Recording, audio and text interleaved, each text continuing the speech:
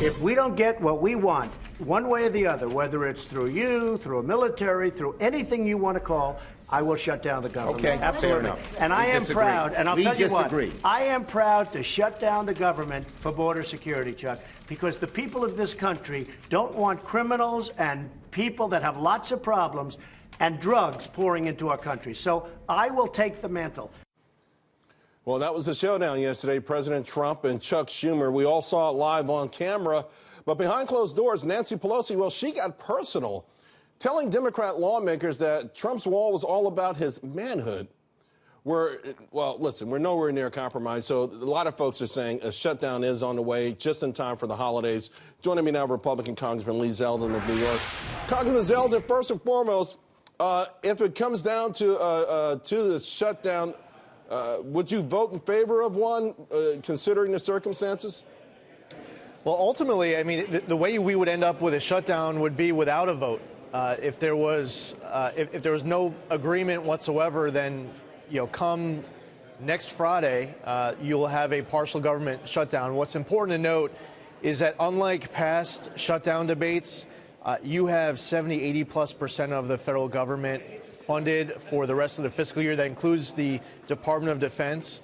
So where the Democrats might attack Republicans and the president if there was a partial government shutdown in the past, and they would say, well, you're not going to be paying the military and all these great men and women who are sacrificing so much. It's important to note that this past September, a large majority of the federal government was actually funded for the entire fiscal year. But as far as what's going to happen next Friday, I don't think there'll actually be a vote for a partial government shutdown.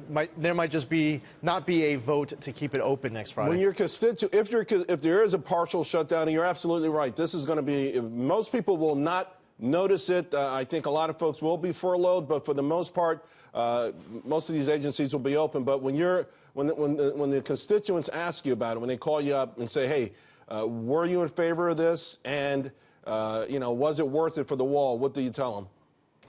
The president is absolutely right, understanding that he has leverage, he has this deadline. Congress should have done this by now.